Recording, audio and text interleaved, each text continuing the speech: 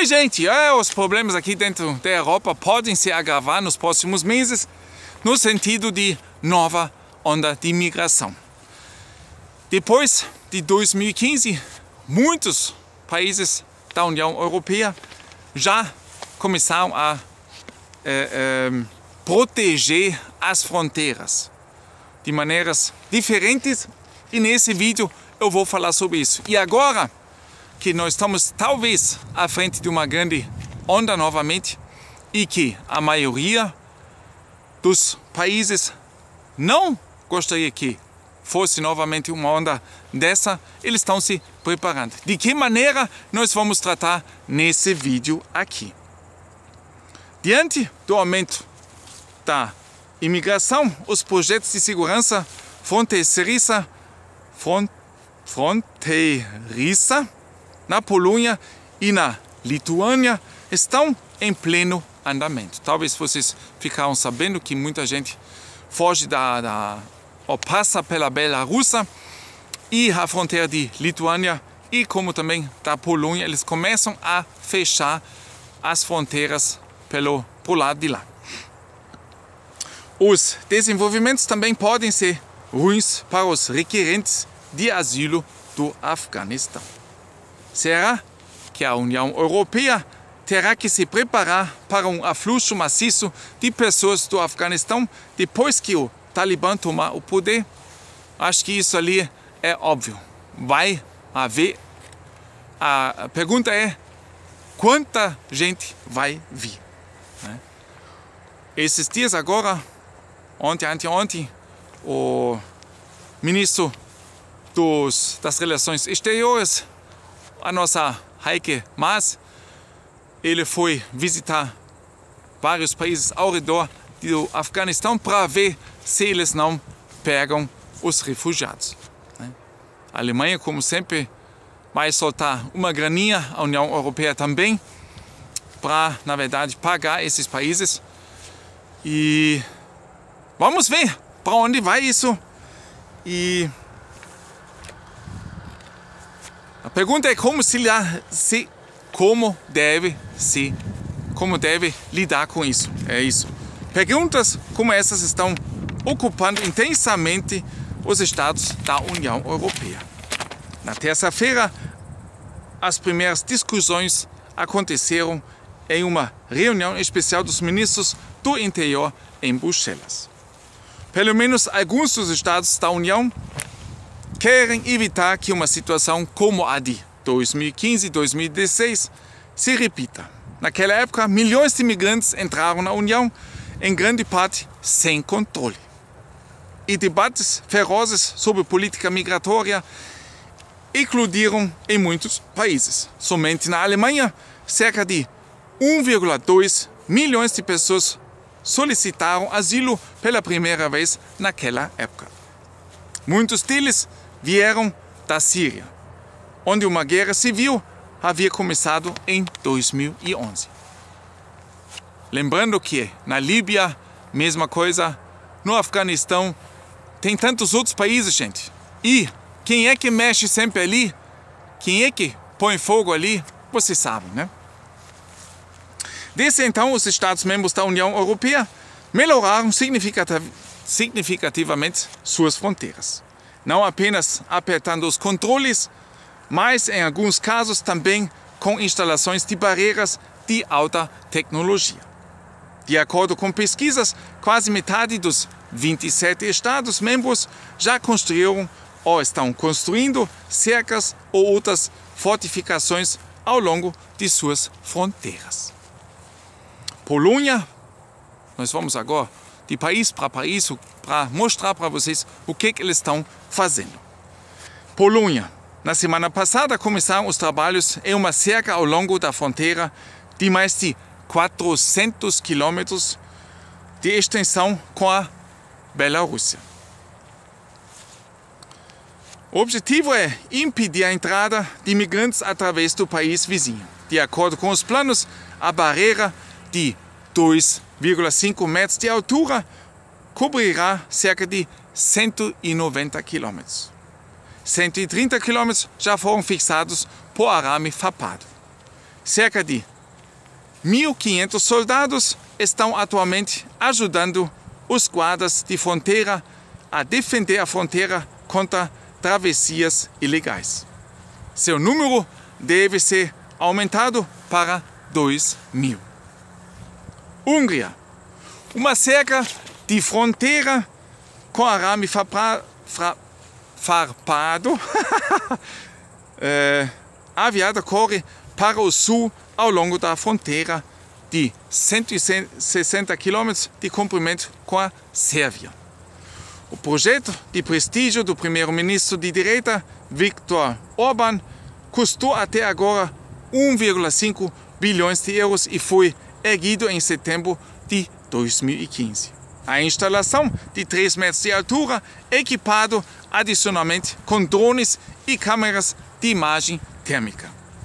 A Hungria também colocou rolos de arame farpado em sua fronteira ocidental com a Croácia. Uma versão econômica da cerca de alta tecnologia com a Sérvia.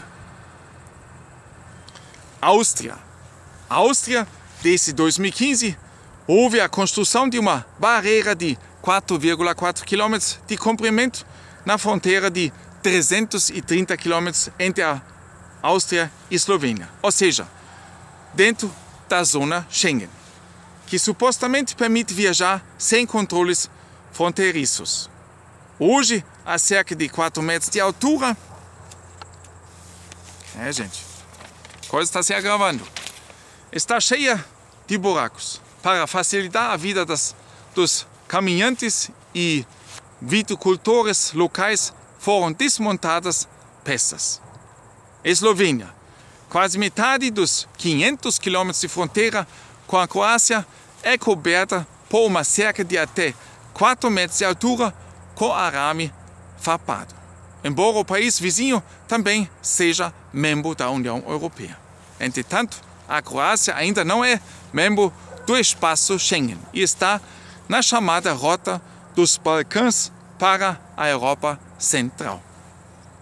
Grécia. O governo quer impedir que imigrantes atravessem a fronteira externa da União Europeia com a Turquia ao longo do rio Evros, também chamado Maritsa. Em agosto, 27 quilômetros de cercas de aço e cimento foram construídas sobre partes rasas do rio, além de 11 quilômetros de cercas existentes. As cercas têm até 5 metros de altura. Além disso, câmeras de imagem térmica, drones e um dirigível da Agência de Proteção de Fronteiras Frontex da União Europeia monitoram a fronteira fluvial de 200 quilômetros de extensão. Os obstáculos de arame farpado também foram parcialmente instalados no triângulo de países com a Turquia e Bulgária para dificultar a tarefa dos contrabandistas. Na fronteira com o norte da Macedônia, há uma cerca de 34 km de comprimento no lado norte macedônio. Chipre. O estado da ilha construiu uma beira de 11 km de comprimento ao longo da linha divisória entre o sul e o norte de Chipre. A cerca de arame farpado fica no oeste da capital, dividida Nicosia. O objetivo é impedir que migrantes entrem no norte cipriota turco via Turquia e depois atravessam para o sul da República da Ilha e assim para a União Europeia. Bulgária. Vocês ainda têm paciência? Tem muita coisa aqui nesse vídeo, gente. E, pois é, na verdade, a Europa está se secando, pelo que eu estou notando. E nós estamos tendo justamente aquilo que a gente não estava querendo mais ter depois da unificação europeia. Mas a Europa fez no passado muitos erros para ter esse problema hoje em dia. Bulgária, a fronteira externa da União Europeia com a Turquia com 259 km de comprimento, é completamente protegida por uma cerca feita de arame farpado e câmaras de imagem térmica. O dispositivo de proteção de 4,5 metros de altura e 1 metro de largura está pronto desde 2017. E já precisa ser reparado em alguns lugares, devido ao possível novo fluxo migratório do Afeganistão. O exército da Bulgária deverá fortalecer a proteção da fronteira com a Turquia. Lituânia, né, eu acho. Deixa eu ver. Esses são os vídeos do Caio aqui. A gente passa aqui, tudo úmido. Ó. Tudo úmido aqui. Muita chuva, gente, vocês viram, né? Lituânia. Ok, agora tá escrito, tem que... Lituânia. Eles também construíram uma nova cerca para a fronteira com a Bielorrússia de 508 quilômetros no meio da fronteira para eles, e a construção é para terminar em 2022 e vai custar até 152 milhões de euros. A cerca vai ter 3 metros de altura e vai ser novamente com, como é que a gente diz? Arame farpado.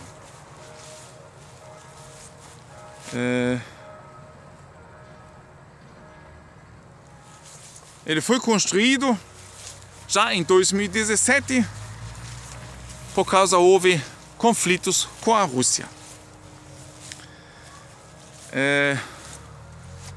Agora me falta a tradução, gente, porque agora eu preciso traduzir diretamente para vocês. Letland, eu acho que é Letland.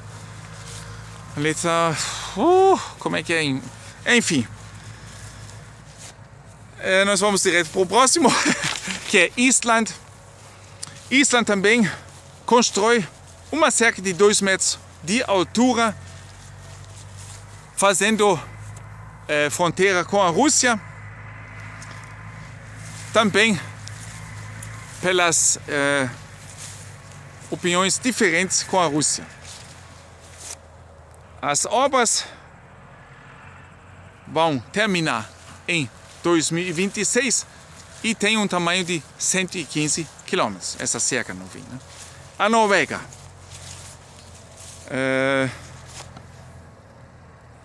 Na fronteira da Noruega para a Rússia, no Storskog, existe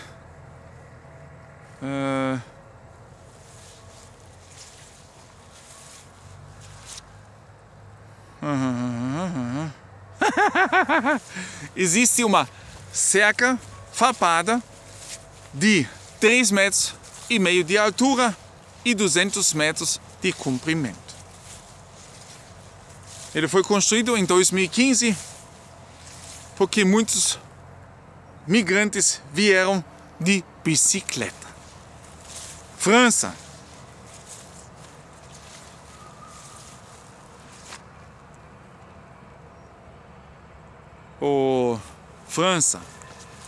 O governo britânico investiu milhões e milhões na construção de muros e cercas para trazer mais segurança para a entrada do túnel de Calais.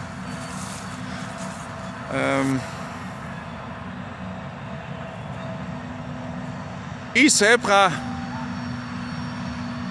O que é isso? Olha lá o trem, gente. Olha lá, escuta lá o trem.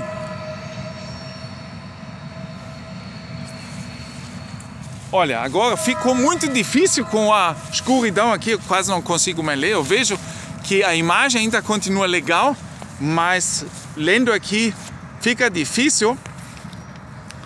Só posso dizer, gente, que tem muitos países construindo cercas com arame farpado de 3, 4 metros de altura para, na verdade, não tentar mais deixar entrar tanta gente ilegalmente. E nós vamos novamente ter grandes problemas. Isso já dá para ver no horizonte.